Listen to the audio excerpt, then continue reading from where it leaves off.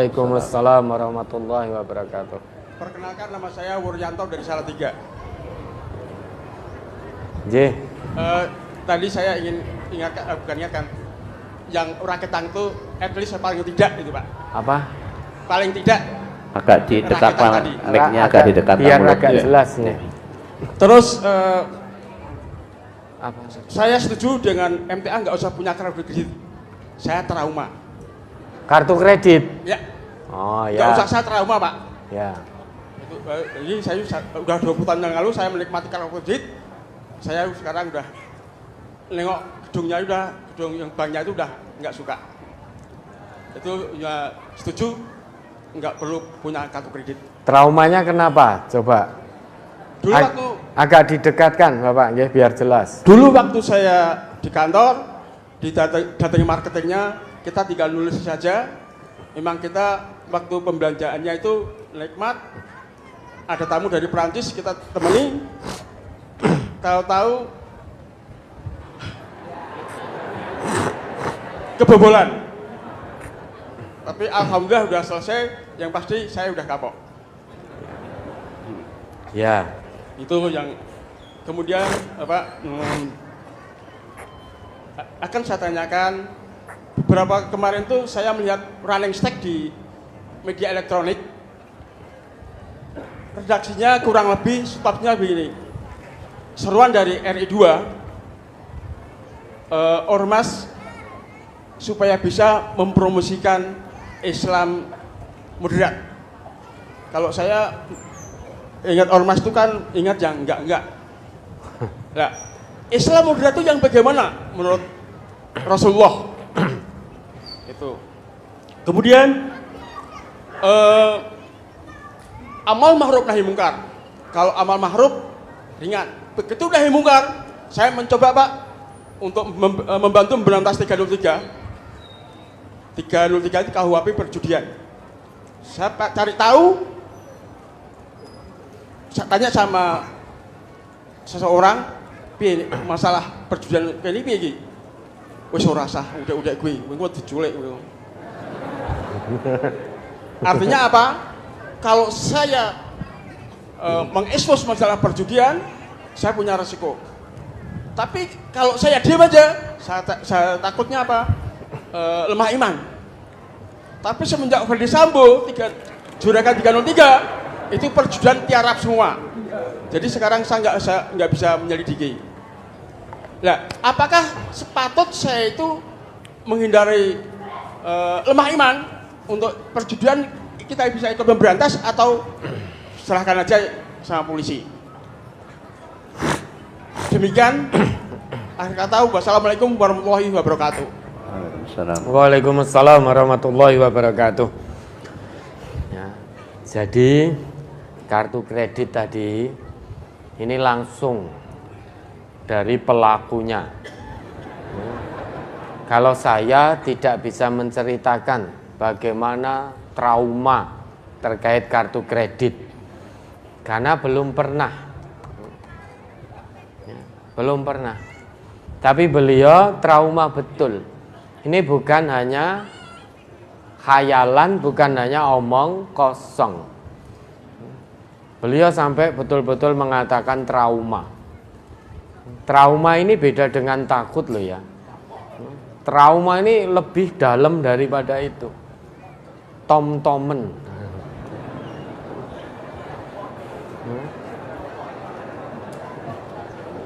Jadi trauma. Mungkin ketika beliau mendengar kata atau kalimat kartu kredit itu sudah dredeg beliau. Teringat masa silam, masa lalu yang betul-betul mencekam. Trauma. Merasa betul-betul trauma karena ya ketika harus ngisinya enak. Belanjanya enak. Habis itu ternyata pengakuan beliau tadi kebobolan. Apa yang kebobolan saya tidak tahu. Tapi beliau pengalaman. Dulu berapa kartu kredit Bapak? Baru 1 sudah trauma. Kalau 2 jenengan bisa gali lubang tutup lubang itu. Nah, ya, satu saja trauma, apalagi dua, trauma dua. Trauma. Kalau 3 kartu kredit, jamak itu traumat kan itu. Ini trauma. Ya. Maka sebelum memiliki, pikirkan dengan baik, dipenggalih dengan baik, bersyukurlah. Petani-petani yang di Tegal di sawah nggak pernah mikir kartu kredit.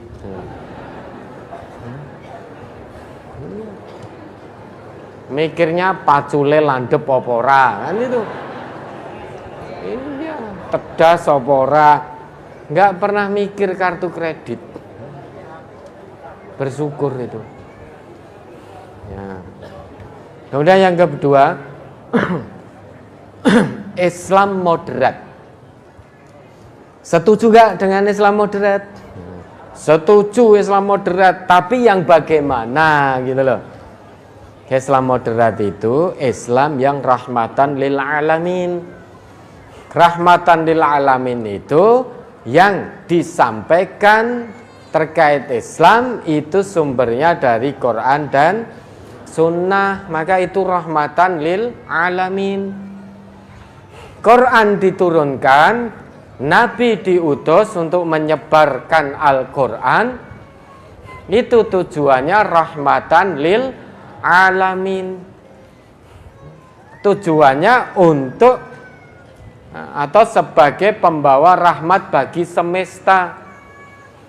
Untuk bisa rahmatan lil alamin, maka tidak ada cara lain kecuali mengajarkan Islam bersumber dari Quran, mengajarkan Islam sumber dari suri tauladan, yaitu Rasul. Karena yang paling paham tentang Al-Quran adalah Rasulullah. Yang mendapatkan wahyu Al-Quran adalah Rasulullah. Sedangkan Rasulullah sendiri, Allah sendiri membuat ketetapan, wa ma yantiqu 'anil hawa in huwa illa wahyu yuha. Bahwa Rasul yang Allah utus yaitu Nabi Muhammad dengan membawa Al-Quran, Nabi Muhammad sallallahu alaihi wasallam dengan membawa Al-Quran, apa yang keluar dari lisan beliau itu bukan berdasarkan hawa nafsu pribadi beliau sebagai bashar, bukan. Namun apa yang dibawa oleh Rasul itu adalah berdasarkan wahyu. Sedangkan Nabi diutus, wa ma arsalnaka illa kafatan linnas, kemudian illa rahmatan lil alamin. Tidaklah kami utus kamu wahai Muhammad kecuali sebagai pembawa rahmat bagi semesta. Untuk bisa mengemban amanah dari Allah ini, tidak ada cara lain bagi Nabi kecuali mengajarkan Al-Quran. Maka kita setuju Islam itu rahmatan lil alamin. Tawassut wasatiyah kita setuju, memang itulah Islam. Lah bagaimana biar wasatiyah? Bagaimana biar tawassut? Maka sampaikan Quran, sampaikan sunnah dengan baik, jangan ditambah, jangan dikurang. Itulah tawassut, itulah wasatiyah. Kalau itu bisa dilakukan, maka kuntum khaira ummah. Coba diingat ayatnya itu. Ukhrijat linnas ta'muruna bil ma'rufi wa tanhauna 'anil munkar. Surat Al-Imran ayat 110. Kuntum khaira ummatin ukhrijat linnasi ta'muruna bil ma'rufi wa tanhauna 'anil munkari wa tu'minuna billah walau amana ahlul kitabi lakana khairal lahum minhumul mu'minuna wa aktsaruhumul fasikun. Kamu adalah umat yang terbaik yang dilahirkan untuk manusia, menyuruh kepada yang ma'ruf dan mencegah dari yang mungkar dan beriman kepada Allah. Sekiranya ahli kitab beriman, tentulah itu lebih baik bagi mereka. Di antara mereka ada yang beriman dan kebanyakan mereka adalah orang-orang yang fasik. Ya. Jadi untuk menjadi sebaik-baik umat itu harus amar ma'ruf nahi mungkar. Tidak bisa ini tanpa Al-Quran. Tidak bisa tanpa mencontoh Rasulullah Sallallahu Alaihi Wasallam. Maka melihat Islam ini, kerahmatan Islam untuk semesta, moderasi Islam, wasatiyah, ini yang kita lihat adalah Quran dan sunnahnya. Seberapa moderatnya Islam, maka lihat dari Quran. Seberapa moderatnya Islam, lihat dari sunnahnya. Jadi melihat kerahmatan Islam untuk semesta ini, moderatnya Islam, yang kita lihat adalah kebenaran dari Quran dan sunnah, bukan melihat kepada pemeluknya. Kalau yang kita lihat dalam melihat kerahmatan Islam dan juga moderasi Islam ini, kemoderatan Islam ini kita lihat dari orang Islamnya, bukan kita lihat Quran dan sunnahnya, kita akan tertipu. Karena nanti tidak sama dengan pemahamanku, tidak sama dengan pendapatku, wah ini Islamnya radikal, Islamnya tidak moderat. Nanti akan begitu. Kalau kita melihat individunya, melihat orangnya, melihat orang Islamnya, maka yang terlihat nanti adalah pembenaran, bukan kebenaran. Sedangkan yang dibutuhkan, yang harus kita lihat adalah kebenaran. Untuk mengetahui Islam ini rahmatan lil alamin, Islam ini moderat, maka tolok ukurnya kebenaran, bukan pembenaran. Kalau kebenaran berarti tolok ukurnya apa yang dibawa oleh Nabi, yaitu Quran dan Sunnah. Itulah kebenaran Islam. Itulah rahmatan lil alaminnya Islam. Itulah moderatnya Islam, yaitu dari Quran, dari Sunnah, bukan dari akal kita sendiri-sendiri, bukan berdasarkan pemahaman kita sendiri-sendiri, tetapi berdasarkan Quran, berdasarkan Sunnah. Apa maunya Quran, apa maunya Sunnah, itulah moderat. Apa maunya Quran, apa maunya Sunnah, kita ikuti dengan lurus, istiqomah, itulah rahmatan lil alamin. Ishhadu bi anna muslimun. Saksikan bahwa kami ini orang Islam. Bagaimana mungkin kita akan menyaksikan akhlak, menampakkan akhlak Islami kalau tidak dari Quran, tidak dari Sunnah? Bagaimana mungkin kita mewujudkan rahmatan lil alamin kalau tidak dari Quran, tidak dari Sunnah? Maka jangan lihat orangnya, lihat Quran dan Sunnahnya. Niscaya akan kita temukan Islam yang rahmatan lil alamin, Islam yang wasatiyah, yang moderat. Wes, jangan, ndak usah cari cara lain. Nabi sudah tunjukkan sedemikian rupa bagaimana Islam ini betul-betul bisa menjadi rahmat bagi semesta. Bagaimana Islam ini bisa moderat, Nabi sudah contohkan, Nabi sudah tunjukkan caranya. Tinggal kita mengikuti Nabi. Tidak usah buat cara sendiri. dengan cara melihat orang lain, oh ini oh ini moderat, oh ini radikal, oh ini radikul, oh ini atau apa kan gitu. Kalau kita melihat orangnya, yang ada nanti pembenaran, bukan kebenaran. Sedang Islam yang rahmatan lil alamin, Islam yang moderat, ini bicara tentang kebenaran, bukan bicara tentang pembenaran. Kebenaran berarti tolak ukurnya, landasannya Al-Quran dan Sunnah. Alhamdulillah, Bapak Wakil Presiden kita, Kiai Haji Ma'ruf Amin, menyerukan untuk itu.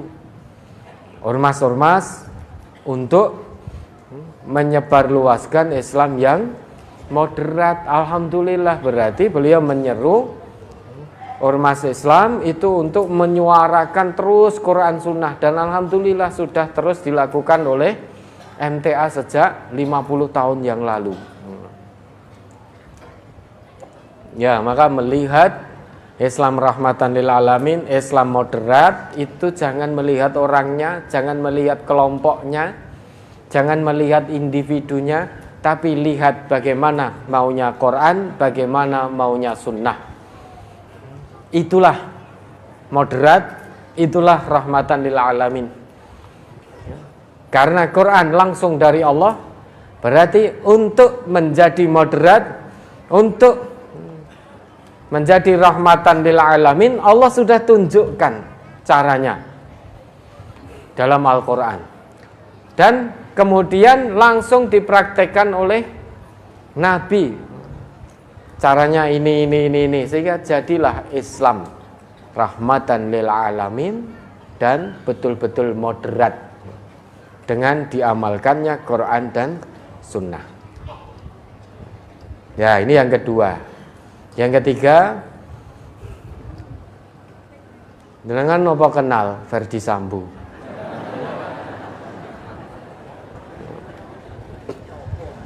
Negara kita ini negara hukum, Bapak, ya. Kita percaya di antara oknum-oknum penegak hukum yang kurang baik, yang tidak baik, masih banyak yang baik.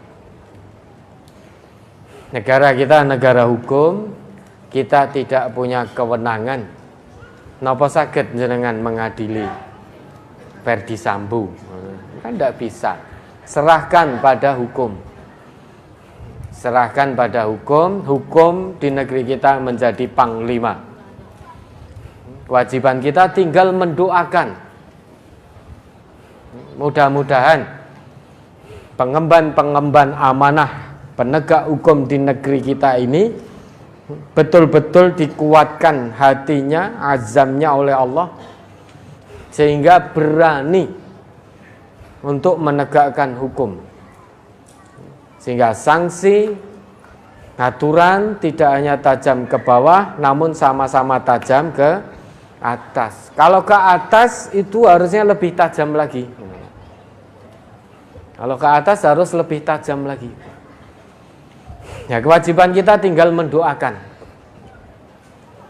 Mendoakan beliau-beliau pengemban amanah untuk menegakkan hukum di negeri kita ini, biar seadil-adilnya untuk menegakkan sanksi sesuai dengan aturan yang berlaku. Jangan takut. Sekalipun zaman misalkan sudah sangat edan, tetap akan ada sekelompok dari umat Nabi Muhammad yang Allah beri kekuatan lahir batin, sehingga tetap berani menyuarakan kebenaran. La tazalu ta'ifatun min ummati zahirina 'alal haq. Akan senantiasa ada, itu kata Nabi, sekelompok dari umatku yang terus menerus sampai nanti hari kiamat itu punya keberanian. Allah jadikan dia berani, Allah tolong dia secara lahir maupun batin untuk terus menyuarakan kebenaran.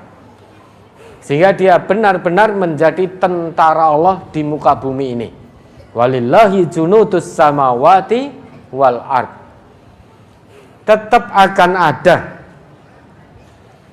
seedan apapun zaman, tetap akan ada tentara-tentara Allah di atas muka bumi ini yang senantiasa menyuarakan kebenaran apapun resikonya. Tetap akan ada. Itu jaminan dari Nabi. Mungkin kita terus gimpun itu biar yang lain saja. Biar yang lain saja yang menyuarakan itu. Saya tak begini ikut menikmati hasilnya. Apa begitu? Maka amar ma'ruf nahi mungkar itu penting. Amar ma'ruf saja kita belum menjadi khaira ummah.